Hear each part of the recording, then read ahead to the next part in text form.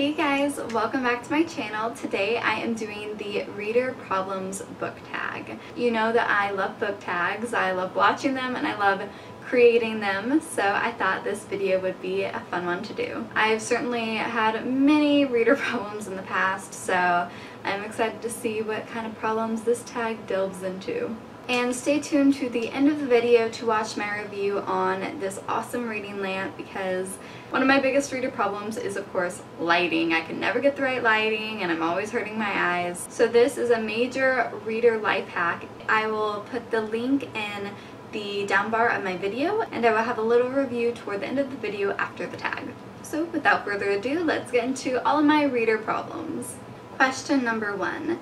You have 20,000 books on your TBR. How in the world do you decide what to read next?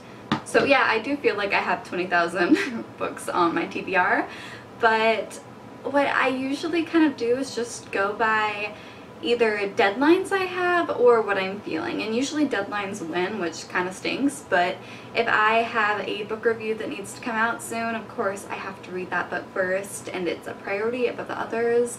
Even though that's not always fun, because sometimes all you want to do is read this one book and you have to read another. So it definitely causes a reading slump, and I'm still working through that right now. Yeah, so school books that I need to read, of course, also come first, and then like reviews that I need to complete for blogging and everything, because I also blog separately from YouTube with my local independent bookstore, so arcs that come from that are my top priority. But I haven't really done like free reading in a long time, so I guess I would answer before I started doing the whole blogging thing that I just go by what I feel like, and sometimes I would start a book and not really like it too much, and then I just kind of drop it and leave it aside and pick up another book and just test out, and then when I finally have a book that I'm really into, that's what I end up reading and finishing. And then if that's a series and I have the rest of the books, of course, I go through all of those. I don't have a TBR jar though, and I really think I should make one. I think that'd be a really fun idea, and I love crafting and DIYs, so comment down below if you think that'd be a fun video to watch, like I guess showing you how I create this jar, and I guess taking you through the steps, so if you want to create one like mine, you can do it too. I think that could be really cool, so comment down below if you're interested. So number 2, you are halfway through a book and you're not loving it. Do you quit or are you committed? So I used to always commit to books, and this was like for the majority of my reading life. If I didn't like a book, too bad, I was gonna finish that sucker.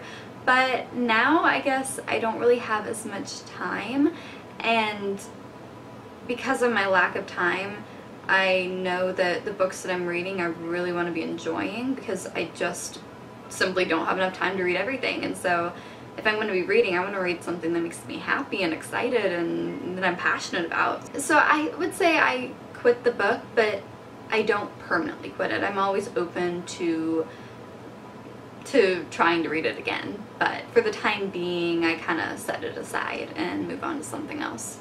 Number 3, the end of the year is coming and you're so close but so far away on your Goodreads reading challenge. Do you try to catch up, and how?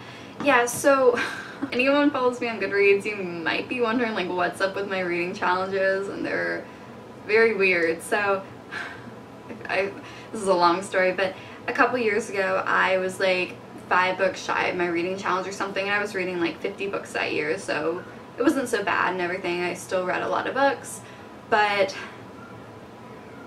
I did not read enough books to reach my challenge goal, and I did not change my challenge goal before the year ended. So what happened is my little reading challenge widget that said like reading challenge 2016, this many books out of this many books, completed or incomplete, it didn't show on my page, and that really bothered me because I participated in the challenge, I just didn't complete it. So I learned that even if I read books later on, you can mark them as read in the year 2016 or something, even if it's 2017, and that'll show up on your reading challenge. So then I set my reading challenge for like 30 books that year, thinking that the books that I read I would put in the 2016 challenge to even it out. 2016 is not the year that this happened, but for example. And it worked out well. And then the widget showed up all complete, and I was all happy because, you know, I wanted it all complete. And then I had the problem of I was reading books for last year's challenge that I didn't complete the next year's challenge. And again, I guess I like to make problems for myself in my reading life and career because I didn't change my challenge again when I knew it was incomplete for that year. So this year I am working on last year's challenge, and so I think I finished last year's challenge, but I haven't even set a new one for this year. I know, it's a lot. That's a lot. That's a long story, but I don't really know how my reading challenges are going to work out. But I hope they do, because I feel very satisfied when I see a completed reading challenge. So this year I might even put just like 5 books. You know, I read more than 5 books this year, of course, but that's just life. And yeah, I don't even know what the question was, but I try to complete my reading challenges, and if I don't, I finish them the next year and then cause problems for myself indefinitely. Number 4, the covers of a series you love do not match. How do you cope? How do I cope? I don't. I can't think of a series that I love that the covers don't match, thank God. But I guess what I'd probably do is I'd put the covers that match in a row, and then a cover that doesn't match, have it like facing outwards toward, I guess, the viewer of my shelf, so that it almost looks like they're different series, and I kind of ignore that they're supposed to be the same. So I guess that's a good way of coping, but I don't know. I'm just so thankful that none of my favorite series are like that. Number 5, everyone and their mother loves a book you really don't like. Who do you bond with over shared feelings? I think there's always people on BookTube that aren't going to like one book. I mean, I think you'll always be able to find a fellow book hater or book lover or whatever. So I'd probably just search the community for reviews, look for bad reviews of a book. I don't know, I'm pretty easy to please with books, so I'm not like, oh, I hate that book so much or anything. I just kind of like, that was an okay book. So, probably that. But I also have some friends in school that like to read, and they are much more judgmental of books than I am. Like, some of my friends hate the selection, and it breaks my little heart, but I'd probably have them read the book and know that they're probably going to dislike it and then be like, oh, wasn't that book terrible? But I guess that's how I'd go about it. Number 6 is you are reading a book and you are about to start crying in public. How do you deal? I take deep breaths, like lots of deep breaths, and I tell myself, Haley, it's not real. And then a part of my brain goes, no, it's real. And then the other part of my brain is like, it's not real. There's a lot of stuff going on in there. I don't know, I guess I do lots of deep breathing and kind of take a break and maybe get on my phone. I guess that kind of ruins the reading experience, not gonna lie. I remember that in 8th grade I was on this field trip to Big Bend. It's this national park in Texas, and it's gorgeous there, but it's a really long bus ride from where my city is. So it was like 8 hours or something crazy with a bunch of kids, middle school boys. Think about that, it was terrible. But I had a book with me, I think it was one of the Throne of Glass books, and I literally almost started sobbing because it was so sad. You know, Sarah J Maas's writing is incredible, so I'm like about to sob, but I'm like, no, it's okay, like it's not really happening, just take a deep breath, like don't think about it, look out the window at the pretty rocks. I don't know, it's a desert. I just kind of try to talk myself down and be like, don't think about it, don't think about it, don't think about it. Wait until you're in your tent and you can cry alone. That was Big Bend. Number 7 is a sequel of a book you love just came out, but you've forgotten a lot from the prior novel. Will you reread the book, skip the sequel, try to find a synopsis on Goodreads, cry in frustration? Probably cry in frustration, honestly. It happens to me actually a lot, because sometimes you don't even like have the money to get the next book in a series, and then you're like, great, forgot everything. It's been what, a year, 2 years? Oh my gosh, if it's more than 2 years, like 5th wave for me. I have The Infinite Sea, still haven't read it, and I don't know how I'm going to read that book ever, but so it's just so on my shelf and I'm still gonna read it. I just don't know how. This is like a really good reading life hack for all my slow readers out there, or readers with not enough money to get the next book immediately when it comes out, is to go online, and there are websites that actually like summarize books, and not like Spark Notes or anything kind of summaries, but like YA books. A bunch of book bloggers out there are just like, this is what's important for you to know going into the next book, and they have like almost every book out there, at least like the really popular typical YA books that you read. So that is like my lifeblood. I've done it probably only like 3 or 4 times, but it literally helps so much. You're like, oh my gosh, I forgot that even happened. So definitely check those out. I might try to see if I can find some online and link them down below, but they are my saving grace. Number 8, you do not want anyone borrowing your books. How do you politely tell people nope when they ask? I definitely had a problem with this more in middle school because that's when I had the most like reader friends. They always wanted to borrow my books, and a lot of mine were signed. And first off, I keep my books in really good condition. Like, I'm super adamant about them staying in like the condition that I buy them in the bookstore. And when I go to the bookstore, I have to, I look so weird when I go to the bookstore and want to buy a book, because I check every corner of the book, every like line, there can't be any wrinkles, there can't be anything wrong with it, or else I will literally just not buy the book. So I want my books to stay in perfect condition, and I've loaned people books in the past and they've come back in my heart, terrible condition. It is so heartbreaking because it's like, dude, you just ruined like my beautiful, like practically new book that I just got from Barnes & Noble, and literally it looks like I just like got it from a thrift store in horrible condition. Like, thank you so much. So so yeah, I definitely get salty when people ruin my books, so I don't loan them out anymore, because then I get like, it's hard when a friend ruins your book to be like, oh, nothing's wrong, but really so much is wrong. And they don't know, they're like none the wiser that they just totally like sacrificed your book. You're like really butthurt about it, and they just literally think, oh whatever, it's a book. So I just don't loan books out. Even my mom and my sister are afraid to borrow books from me, even when I'm like, oh no, seriously, you can borrow it.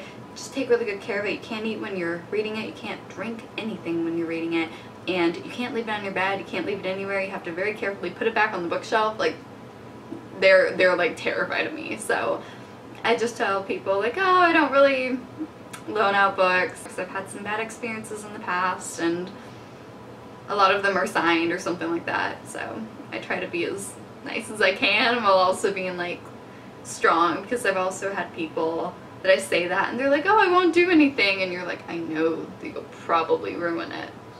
Your eyes might not be able to detect the little defects on a book, but to my eyes. Number 9 is reading ADD. You picked up and put down 5 books in the past month. How do you get over your reading slump? I don't entirely. I think it's really hard to get rid of one fully, but I think there's things that you can do to work through them. I have a whole reading slump video on how to read more and get out of a reading slump, and I'll link that down below. But it's just, I try to stop watching so much TV. I try to put down any books that I don't like and only read books that I do like, but I guess you're having a hard time finding one like that, there's not much you can do. So audiobooks help a lot for me. But yeah, I'll link the video, I go more in depth. Number 10, there are so many new books coming out that you are dying to read. How many do you actually buy? Depends on the time of the year. If it's around my birthday, I buy a lot. If it's around Christmas, I buy a lot.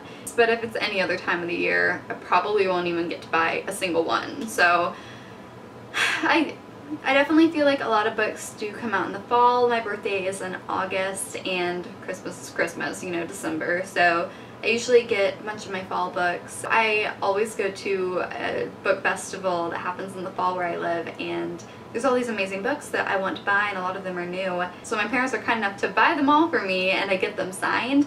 And then I wrap them in Christmas paper in October, and we stack them up in my parents' closet, and then when the tree goes up in around November, we put them all under the tree. So it's kind of a weird system, but it works out really well. And then it like makes gift giving really easy, because my parents are like, we already bought her all of her gifts in October, and they were all books, so now we are covered. She has like 20 gifts under the tree, we're good. So number 11 is, after you've bought the new books you can't wait to get to, how long do they sit on your shelf before you get to them? Oh my gosh, I'm too ashamed to even probably guess. When I was younger and I didn't have such a giant TBR pile, I would say they probably lasted like max 1 month, pushing it 2 months before I'd get to reading them. And I thought that was terrible. I was like, oh my gosh, I'm such a book hoarder. I have 10 books that I haven't read. middle school me could only see myself now. I swear I have like 150 books on my TBR, I think. I did a TBR shame tag and I think I counted them all, which my lord, that took a long time to film. So I would guess now, I don't even want to say like a year. I haven't even gotten to, with my giant TBR, like that literally tells you that I haven't gotten to books that I purchased literally when I was in 8th grade. Like that is terrifying. I'm at a junior in high school right now, so 11th grade, and in some of those books I read in 8th grade, maybe even 7th grade. So if you think about it, 7 to 8, 8 to 9, 9 to 10, 10 to 11, that is 4 years on my shelf. That shelf wasn't even there 4 years ago. I moved those all. That is just kind of frightening, and I try not to let my mind go there. That is all for my reader problems. You can tell that I kind of have a lot, and I try not to let them get to me because I think they're all really funny. So, and I love that in the reader community I can be like, oh my gosh, that giant TBR pile though, and everyone's like, ah ha ha, like totally sucks, right? And then you can say that in the real world or in a non-reader community, a non-reader setting, and people will literally be like, that is the most unrelatable thing that I have ever heard. I just think that's fascinating, and I think it's so cool that it's so easy for us to bond over just like the silliest things, and I love it. I remember English class this past year, my English teacher said, I highly doubt that anyone in here reads in their free time. Y'all just like don't do that anymore, like as a generation. And he just said, he was like, I would be very surprised if any of you read much. And I was sitting there like, don't say a thing, don't say anything, don't say anything. I think it's so funny how there's, I guess, this mainstream population that doesn't read much or nearly as much as I thought that the general population did, and then there's this group of us and we're like so obsessed with reading and so consumed by it, and that's all we talk about. And I mean we're watching like videos right now just talking about books, and not even books in particular. This is literally just about what it's like to be a reader and like my problems that I have. It's so funny and silly, and I just think it's so funny that we find things like this so entertaining, and other people would rather watch paint dry, and it's so funny. So yeah, I don't know where I'm going with that. I just think that that's something so interesting to think about. So thank you for watching my book tag portion of this video, and I'm going to start talking about this super cool reading light that I got. So first up, I'd like to thank the company that sent this to me. I love it so much, and I'm so thankful that I had the chance to try this product out. So this is a clip-on reading lamp that you clip onto your book, and it is rechargeable. It's LED and it has 3 levels of brightness, which I love because if you're reading toward night, you don't really want a bright light. You just want a little something to help when you're reading. And so it's touch sensitive, so you tap once here for the first level of light, one more time for the second level, and one time for the third level, and then when you're done, you just click it off. I was super hyped when I saw this was touch sensitive. I was like whacking this thing. It was so funny, but I love this baby. I have used it actually a lot for schoolwork, which is kind of random, but my friends and I love going to study in our theater. We have this really cool theater, and we always go just kind of like in like the little alleyways behind the stage and in little nooks and crannies, and it's so just cozy, and it has the best study vibes ever. It always reminds us of fall. Even in the spring, we just always think it's like the best fall vibes there. It's amazing, and the only problem is that it's pitch black dark, so it's nice and cold and dark and cozy, and we have lots of fun studying in there, but the lighting is terrible. I always end up hurting my eyes. Sometimes I use the flashlight on my phone and like have a friend shine it on whatever I'm doing, or I'll kind of like position myself in an odd way to get the lighting right. So having this light was a super big game changer for that. All my friends were really jealous and now are going to find reading lights of their own to do studying with, which is a really cool other use for reading lights. But I have tried clamping this onto books as well to read, and it works really, really nicely. I do recommend using this lamp on hardcover books rather than paperbacks if you can, because if you're like me and you really care about the quality of your books, something like a clamp like this could kind of like wrinkle a paperback a bit and bend it up, and you don't want that. So hardbacks, these things don't even affect if you take the covers off and you have them kind of naked or whatever. So that is a really good tip, but I have used this on paperbacks. I tried it and it really doesn't affect it at all. Like, it's just so imperceptible, the little kind of bending that you get on a book, but like if you don't care about your books that much, it really is like hardly noticeable. So yeah, I love this lamp. I will link in the down bar below where you can buy it off of Amazon. I think it's like $25, which is a really good deal. So I will include that in the description of this video. Thank you so much for watching. I feel bad because I haven't had a chance to reply to comments very well or very quickly or very often these days, but I just want you to know I read every single comment. I have YouTube notify me with every single comment, and I immediately read them on my phone, and I appreciate them so much. I just feel like people are always like talking to me and stuff about books, and I feel like I'm always engaged in reading book conversations, and it makes me so happy when I'm at school in between classes to like get a little thing like, oh, I love that book, or that book cover is my favorite too, or oh, have you checked out this book cover, it's so pretty, and I always like Google it. And so thank you to all of you who comment or just watch or like or subscribe. Just thank you. School is really picking up for me right now, and I'm also in musical at school, so that means like after I finish the school day, then I have hours and hours of rehearsal, but I still love making videos. So if I don't make a video 1 week or even 2 weeks, know that I did not just leave and I didn't disappear. I am here and I'm thinking about you guys. I am just very pressed for time, so know that I am not going anywhere. Thank you all so much for watching, and I will see you next video. Bye.